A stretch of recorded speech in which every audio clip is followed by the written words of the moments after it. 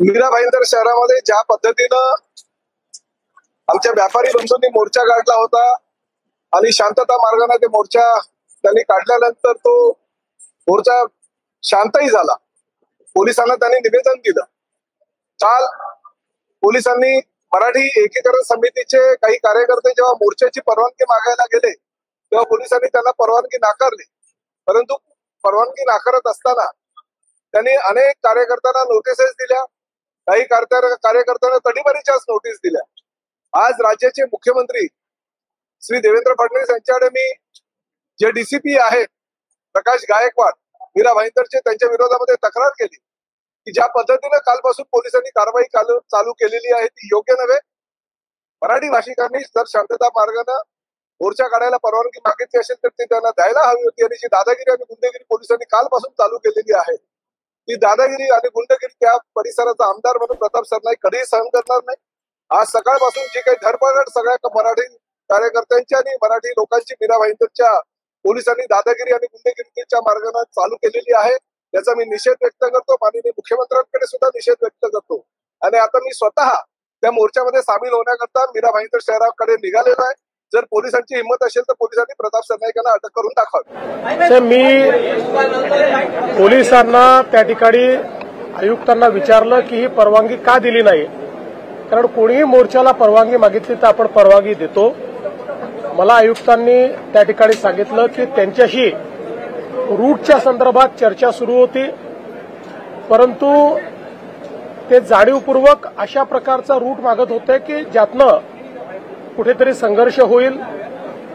आणि पोलिसांचं म्हणणं असंही होतं की या संदर्भात काही लोकांच्या संदर्भात त्यांच्याकडे काही इनपुट्स आले होते की त्यांना त्या ठिकाणी वेगळ्या प्रकारची काही कारवाई करायची आहे आणि म्हणून पोलिसांनी त्यांना एवढं सांगितलं होतं की जो नेहमी रूट असतो मोर्चाचा तो रूट तुम्ही घ्या, अशा प्रकारचा रूट घेऊ नका। पण त्यांनी त्याला नकार दिला। त्यांनी सांगितलं आम्ही हाच रूट घेणार, दुसऱ्या रूटवर आम्ही काही जाणार नाही, म्हणून पोलिसांनी ती परवानगी नाकारली असं मला आत्ताच सीपींनी सांगितलेलं आहे। तथापि जर मनसेच काय कोणालाही मोर्चा काढायचा असेल आणि परवानगी हवी असेल तर ती परवानगी मिळेल। मात्र आम्हाला इथेच काढायचा आहे, असाच काढायचा आहे, अशा प्रकारे कायदा आणि सुव्यवस्था बिघडवण्याकरता जर जाणीवपूर्वक प्रयत्न झाला तर ते योग्य नाहीये। शेवटी आपल्याला सगळ्यांना एकाच राज्यामध्ये एकत्रितपणे राहायचं आहे, आपल्या राज्याच्या विकासाचा विचार करायचा आहे। त्यामुळे योग्य रूट देऊन त्यांनी जर परवानगी मागितली तर ती परवानगी कधीही मिळेल, आजही मिळेल, उद्याही मिळेल। असं आहे तेही मी विचारलं, त्याच्यावर सीपींनी मला सांगितलेलं आहे की जो रूट दिला त्या रूटवर जुना मोर्चा निघाला, त्यांनी कुठल्याही रूटचा आग्रह केला नाही।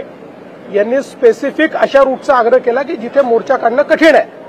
त्यांना काल रात्री मग त्यांनी अशी मागणी केली की आम्हाला सभा घ्यायची आहे, त्याची परवानगी त्यांना दिली की ठीक आहे तुम्ही सभा घ्या, पण त्यांना स्पेसिफिक अशा ठिकाणीच तो मोर्चा न्यायचा होता की ज्यातनं काही अडचणी निर्माण झाल्या असत्या, कायदा सुव्यवस्थेचे विषय निर्माण झाले असते।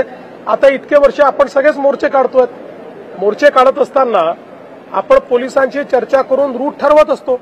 आता ज्यावेळेस 5 तारखेचा मोर्चा या दोन संघटनांनी काढायचा ठरवला होता तर मुंबईत त्यांच्याशी चर्चा होऊन रूट ठरला होता की कुठला रूट असणार आहे। त्यामुळे मला असं वाटतं की मोर्चा काढायला कोणालाही ना नाहीये, पण एखाद्या मोर्चाने जर कायदा सुव्यवस्थेत काही गडबड होणार असेल किंवा अशा मार्गाने तो जाणार असेल की ज्याच्यावर नेणं कठीण आहे, पोलिसांना कायदा सुव्यवस्था ठेवणं कठीण आहे किंवा ट्रॅफिक कंट्रोल करणं कठीण आहे। आता तो रेल्वे स्टेशनवर गेल्यानंतर रेल्वे स्टेशनवर आपल्याला माहिती आहे मीरा भाईंदरचं रेल्वे स्टेशनची काय परिस्थिती असते, त्यामुळे पोलिसांनी सातत्याने त्यांना विनंती केली की तुम्ही हा रूट बदला, पण ते बदलायला तयार नव्हते।